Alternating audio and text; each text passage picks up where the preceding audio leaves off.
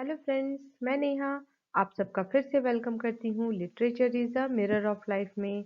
आज इस वीडियो में हम बात करेंगे मिडिल इंग्लिश पीरियड आफ्टर चौसर के बारे में।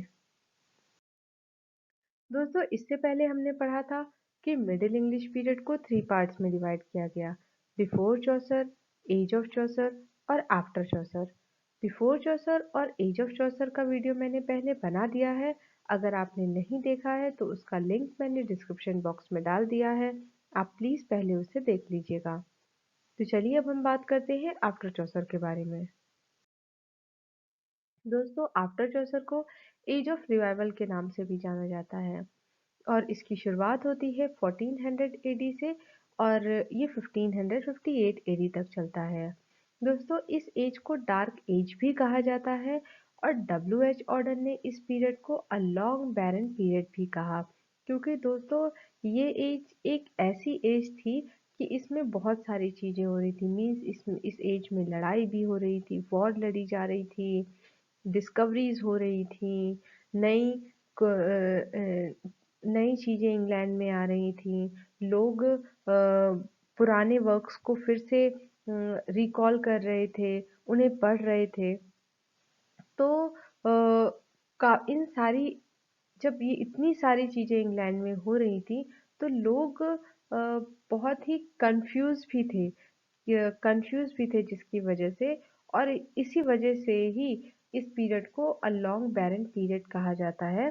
और ये पीरियड जो था ये रेनेसा की नींव भी इस पीरियड में इंग्लैंड में पड़ रही थी, क्योंकि दोस्तों ऑल ओवर यूरोप का काफ़ी कुछ कंट्रीज में रेनेसा की शुरुआत हो चुकी थी, जैसे इटली, स्पेन, स्कॉटलैंड, जर्मनी। इन सारे देशों में रेनेसा की शुरुआत हो चुकी थी, लेकिन इंग्लैंड में इस एज में रेनेसा की नींव पड़ रही थी। अब जैसे रिवाइवल ऑफ लर्निंग का टाइम था ये, इसमें लोग पुराने वर्क्स को, ग्रीक रोमन टेक्स्ट को पढ़ रहे थे, उन्हें रिकॉल कर रहे थे और न्यू आइडियाज़ को डेवलप कर रहे थे। और इस एज में अब ह्यूमनिज्म को इम्पोर्टेंस दी जानी शुरू हो गई थी। विलियम कैक्सटन 1476 में प्रिंटिंग प्रेस को इंग्लैंड में सबसे पहली बार लेकर आए। और क्योंकि इससे पहले जो भी वर्क्स लिखे जाते थे वो मैन्युस्क्रिप्ट्स में लिखे जाते थे, और प्रिंटिंग प्रेस के आने के बाद अब जो भी वर्क्स थे उन्हें प्रिंट किया जा सकता था और ज़्यादा से ज़्यादा लोगों तक पहुंचाया जा सकता था। दोस्तों, इस एज में क्रिस्टोफर कोलंबस ने अमेरिका की खोज की 1492 एडी में, और वास्को डी गामा ने इंडिया की खोज की 1498 एडी में। और दोस्तों, हमने इससे पहले की वीडियो में पढ़ा कि कि कैसे 100 इयर्स वॉर लड़ी गई इंग्लैंड और फ्रांस के बीच में, जो कि इंग्लैंड एक एक्सटर्नल वॉर्स को फेस कर रहा था। लेकिन जब ये वॉर फिनिश हुई 1453 एडी में, इसके बाद इंग्लैंड में एक इंटरनल वॉर शुरू हो जाती है, वॉर ऑफ रोजेस नाम से, जो कि 1455 एडी से 1487 एडी तक लड़ी जाती है। ये जो वॉर थी, ये हाउस ऑफ लैंकेस्टर, जो कि रेड रोज को बिलोंग करता था, और हाउस ऑफ यॉर्क, जो कि व्हाइट रोज को बिलोंग करता था, के बीच ये वॉर लड़ी गई। दोस्तों, हेनरी सेवेंथ, अब क्योंकि ये हाउस ऑफ लैंकेस्टर के राजा थे, तो ये शादी करते हैं एलिजाबेथ से, जो कि बेटी होती हैं हाउस ऑफ यॉर्क के राजा एडवर्ड फोर्थ की।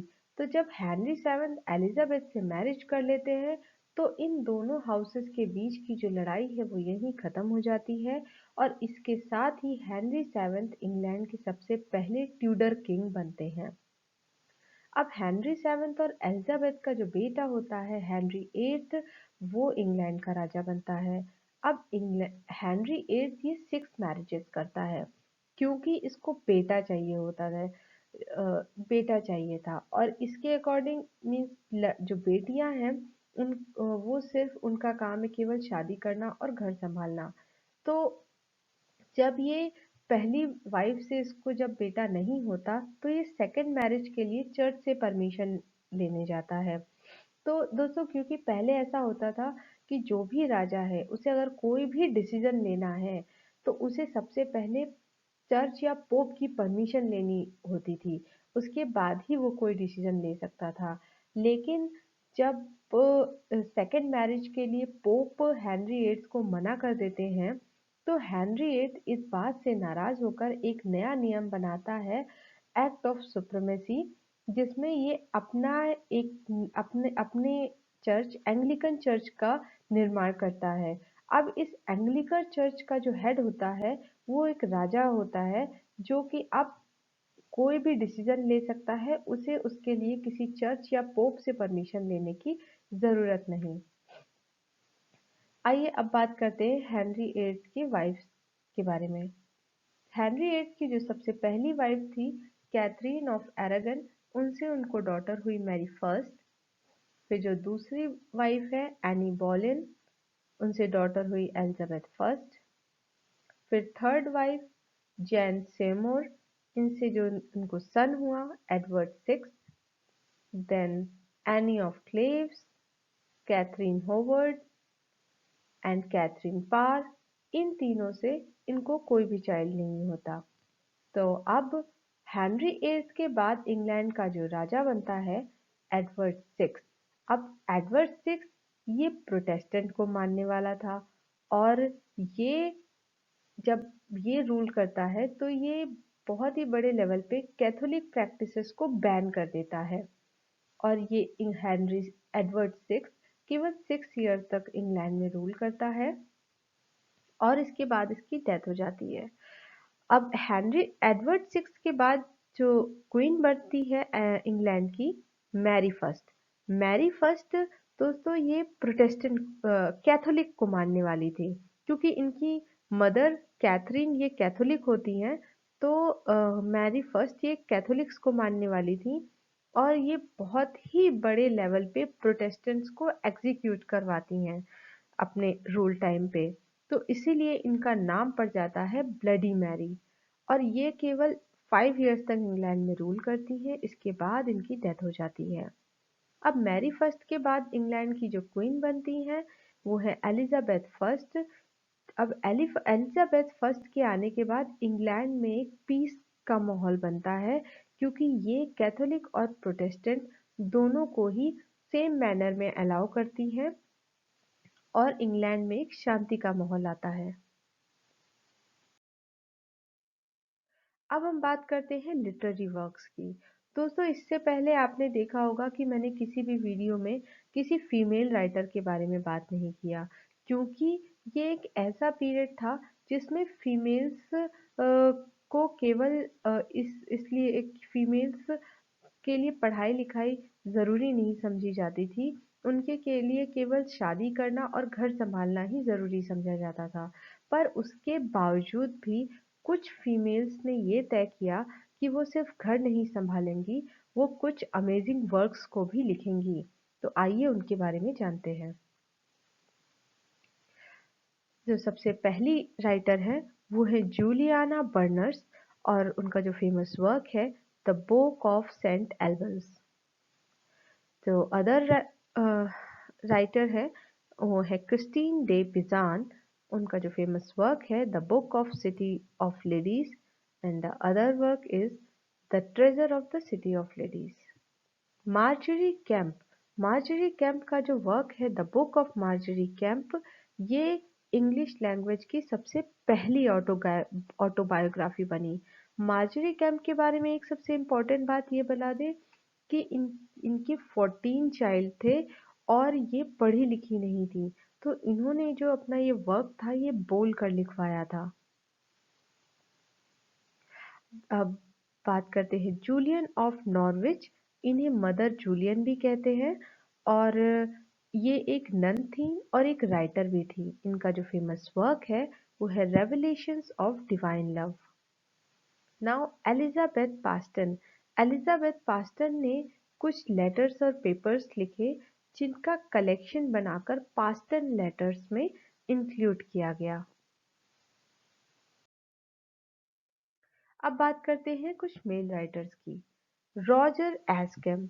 रॉजर एस्केम का जो फेमस वर्क है वो है टॉक्सोफिलस, और इसका जो दूसरा नाम है वो है स्कूल ऑफ शूटिंग भी इसे कहते हैं, टॉक्सोफिलोस्कर। और दोस्तों ये आर्चरी पर बेस्ड थी ये पोयम। और दोस्तों इनका जो दूसरा वर्क है वो है द स्कूल मास्टर, जिसे 1570 में पब्लिश किया गया। रॉजर ऑस्किम के बारे में एक इम्पॉर्टेंट बात ये बता दे कि ये एलिजाबेथ के ट्यूटर भी थे। Now Desiderius Erasmus. Desiderius Erasmus का जो फेमस वर्क है इन प्रेज ऑफ फॉली, दोस्तों ये एक एसे है जिसे लैटिन लैंग्वेज में लिखा गया और ये पब्लिश हुआ 1511 एडी में। और इनका जो अदर वर्क है वो है hand book of a Christian night. Now Thomas More. Thomas More का जो फेमस वर्क है वो है यूटोपिया और इसे लैटिन लैंग्वेज में लिखा गया और ये पब्लिश हुआ 1516 एडी में। दोस्तों यूटोपिया के बारे में बता दे कि थॉमस मोर ने सबसे पहले इमेजरी आइडियलिस्टिक वर्ड का यूज अपने वर्क यूटोपिया में किया। सबसे पहली बार किसी वर्क में यूज किया गया इमेजरी आइडियलिस्टिक वर्ड का।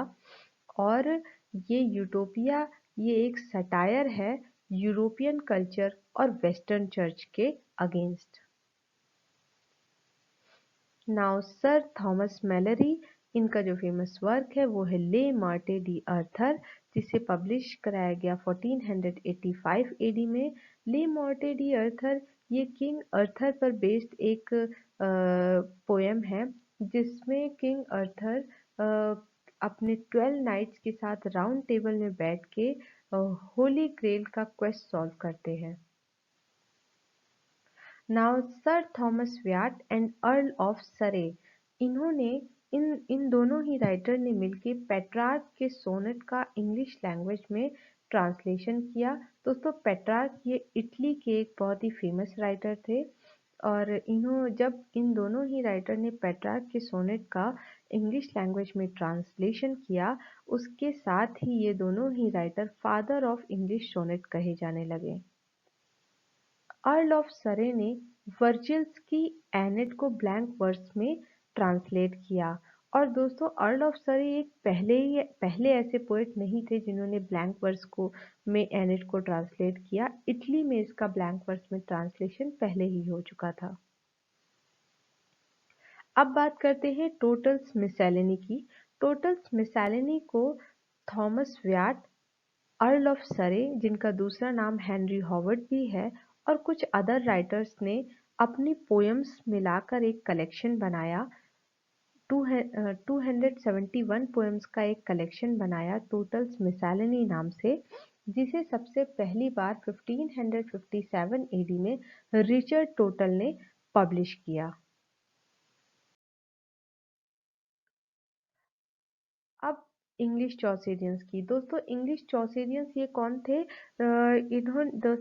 इन्होंने चौसर को इस तरह से कॉपी कर दिया था कि इनका नाम ही चौसेरियंस रख दिया गया। तो हमारे पास है इंग्लिश चौसेरियन और स्कॉटिश चौसेरियन। तो आइए उन राइटर्स के नाम जानते हैं। जो इंग्लिश चौसेरियन है उनके नाम हैं Thomas Occleve, John Lydgate, John Skelton, Stephen Hawes, Alexander Barclay. और जो स्कॉटिश चौसेरियंस हैं वो हैं James first, William Dunbar, Gavin Douglas, Robert Henryson, David Lindsey.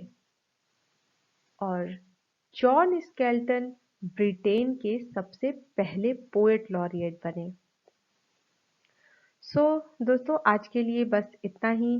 आपको आज का मेरा वीडियो कैसा लगा मुझे ज़रूर बताइएगा। अगर आपको मेरा वीडियो पसंद आया हो तो प्लीज़ इसे लाइक एंड शेयर ज़रूर करिएगा।